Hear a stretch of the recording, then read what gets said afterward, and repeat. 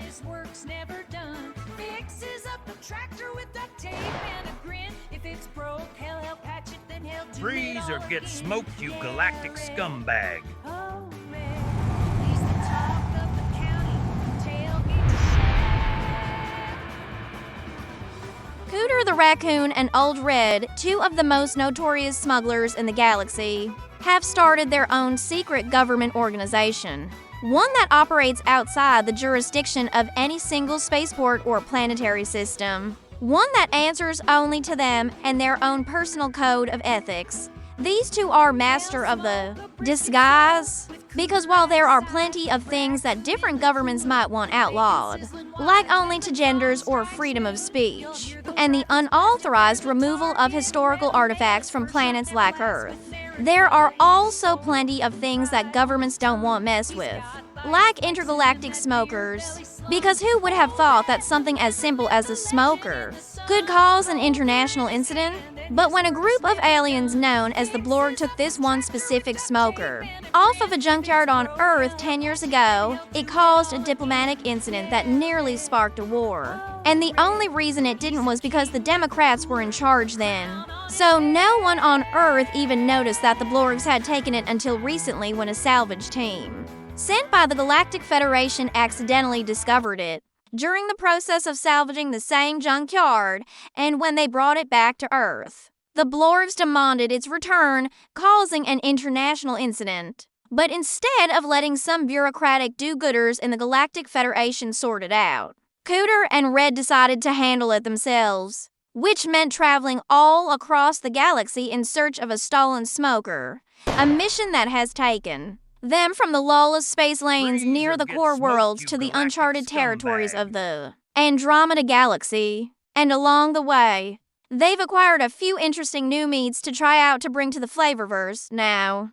if you know anything about eating meat, then you probably think that the galaxy has pretty much already exhausted all of its delicious protein sources, and in terms of popular meats that most people eat on a regular basis, yeah, that's probably true. But there are still plenty of weird game meats out there that not many people ever get to try, like froggery, which is actually pretty hard to track down. These little guys live at the bottom of swamps on some planets where the vegetation grows so tall that there is almost always some sort of waterborne creature that has evolved to feed on the decaying matter that falls into the swamp from above. And while this particular species of frog is small, like the size of a human hand small, its meat is apparently so tender that it can be sliced open with bare hands. And Cooter and Red are hoping to bring some back to try for themselves, but to get it there, gonna need to go to the planet's surface,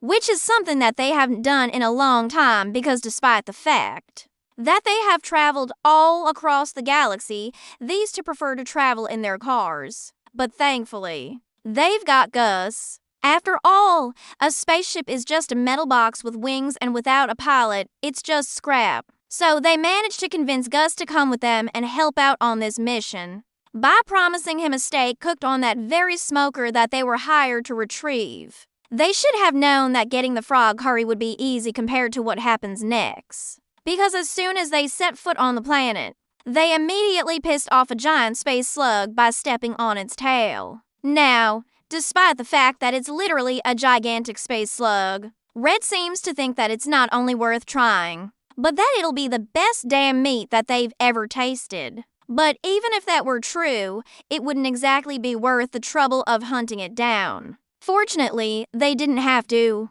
The slug apparently had a den nearby, and they were able to sneak in and swipe a chunk of its tail before it ever woke up. Now, if this was any other animal, this would be more than enough to bring back to the Flavorverse. But since this is a space slug, well, you've seen The Empire Strikes Back. You know how it is. Apparently, just like womp rats, space slugs can sense danger through vibrations. And unfortunately, the part of the tail that they cut off was still attached to the rest of the slug by one tiny little vein, meaning that every step that they take, they're making the whole thing vibrate, making it easier for the slug to sense their presence. And if that wasn't bad enough, The vibrations were also triggering all of the planet's native wildlife, causing a herd of giant space buffalo to charge straight towards them. It's gonna take everything that they've got to survive this mission.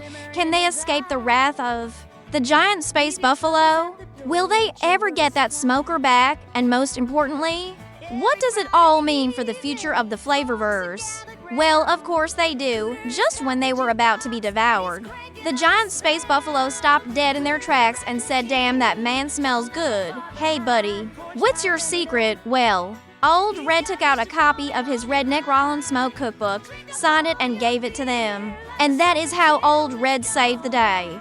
What about Cooter? Well, he did good too. Hey, Red, get me a beer and fire up the smoker. I got a live one. God bless America. We'll see y'all next time.